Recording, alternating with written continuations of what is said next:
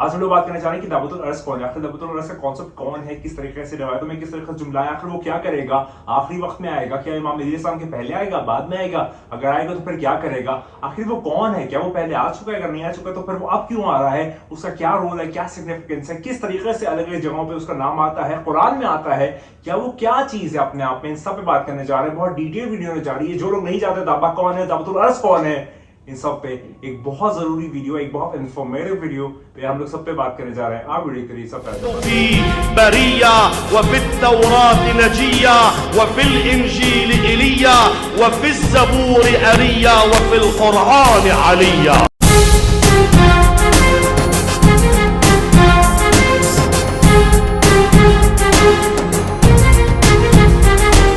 तो आज हम लोग बात करने जा रहे हैं दावतुल अर्श के मुतालिक या दाबह के मुतालिक।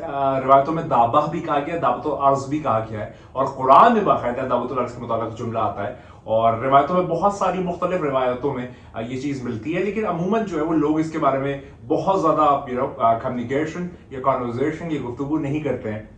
और उसकी मुख्तलिफ बातें हैं, क्योंकि इसके ऊपर बहुत ज्यादा रिसर्च नहीं है इंटरनेट पे जितना मैंने देखा, लेकिन रवायतों में बखूबी ये जुमले मिलते हैं कि आखिर दाबा कौन है और दावतुल अर्श के मुतालिक उसका रोल, उसका सिग्निफिकेंस, एंड टाइम्स का रोल, सब पे बात करेंगे। चलिए बात का आगाज करते हैं ऐसा के साथ करते हैं कि वो आने वाला है। तो मेरे पास एक रिवायत है, और ये सासा इब्न सुहान जो है वो अमीरुल मोमिनीन और मुत्तकीन शायर मर्दाशिर अज़दा क़ुव्वत परवरदिगार ज़ाफ़त अली सफ़ल ज़ुल्फ़िकार से सवाल करते हैं।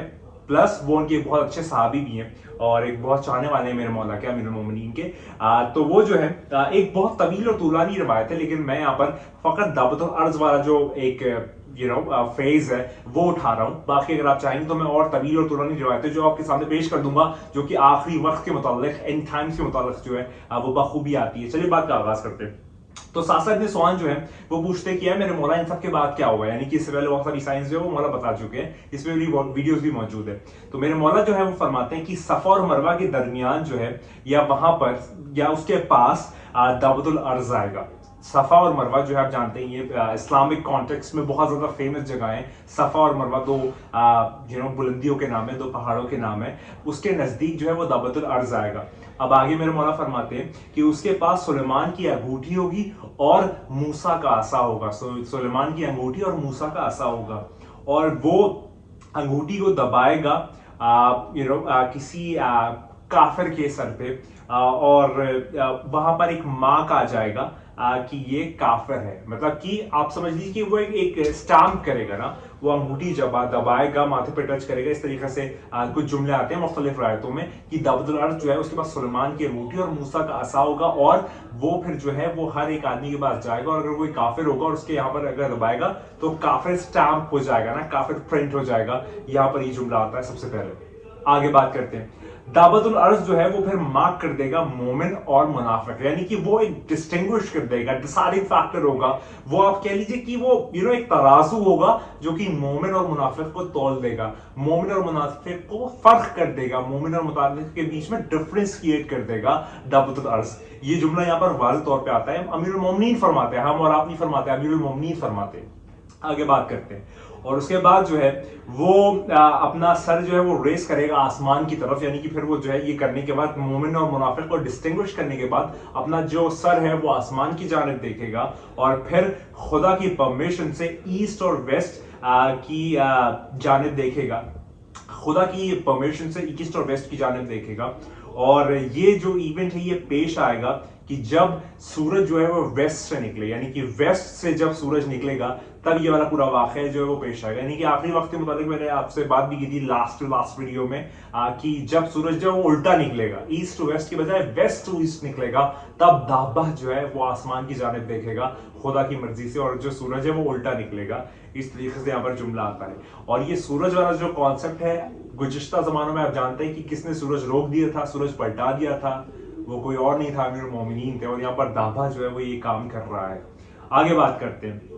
और जब ये हो जाएगा, यानी कि सूरज जो है वो वेस्ट से निकले, तब जो तौबा के दरवाजे हैं वो बंद कर दिए जाएंगे। उसके बाद जो है वो तौबा कबूल नहीं की जाएगी। वो जो है वो आपका फाइनल गेटवे होगा, फाइनल डेस्टिनेशन होगी, फाइनल आपकी पाथवे होगा कि जहां पर तौबा के दरवाजे बंद कर दिए जाएंगे और उसके बाद तौबा आपकी कबूल नहीं होगी कि जब ये दाबा आसमान में देखेगा और सूरज जो है वो उल्टा निकलेगा। और उसके बाद डीड्स और एक्शन जो है वो किसी काम के नहीं होगी, यानी कि आपकी अच्छाई और आपकी बुराई किसी काम की नहीं होगी, क्योंकि वहां पर फिर लॉक हो जाएगा। यानी कि वो जब मुनाफिक और मोमिन को तौल देगा, फर्क कर देगा, फिर अब मोमिन कुछ भी करता रहे, मुनाफिक कुछ भी करता रहे, क्योंकि वो चीजें लॉक हो जाएंगी, वो चीजें वहां पर रिस्ट्रिक्ट कर दिए जाएंगी। ये धाबा इतना इंपॉर्टेंट रोल प्ले करेगा। लेकिन ये दाबा है कौन, आगे बात करते हैं, शायद इसमें हमें पता चले कि आखिरी दाबा है कौन।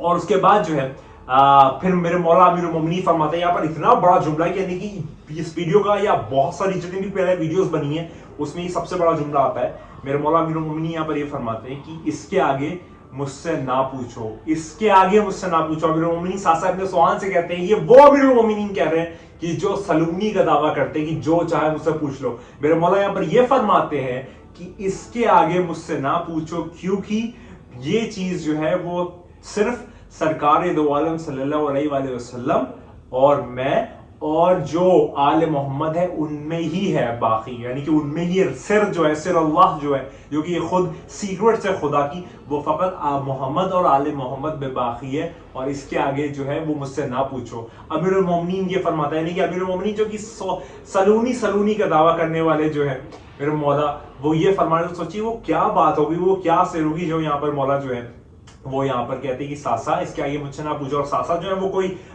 उस तरीके के आदमी नहीं है बस चलते फिरते। सासा मेरे मौला के बहुत बड़े चाहने वाले हैं, मेरे मौला को बहुत ज्यादा मानने वाले हैं, मेरे मौला के बहुत आशिकों में से है।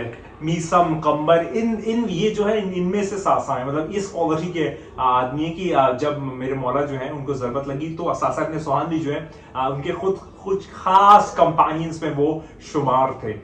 तो यहाँ पर मेरे मौला फरमाते हैं दावतुल अर्ज के मुताल्लिक कि वो मोमिन और मुनाफिक को फर्क कर देगा। वो जब आसमान की जाने देगा कि खुदा की परमिशन से जो सूरज जो है वो उल्टा निकलना शुरू हो जाएगा, और उस वक्त तुम्हारे तौबा के दरवाजे बंद हो जाएंगे, तुम्हारे कोई भी अच्छे अमल जो है वो तुम्हारे काम ना आएंगे। आखिरी दावा है कौन, मैं देख लूँ अगर रिवायतों में आगे कोई जुमला आता है।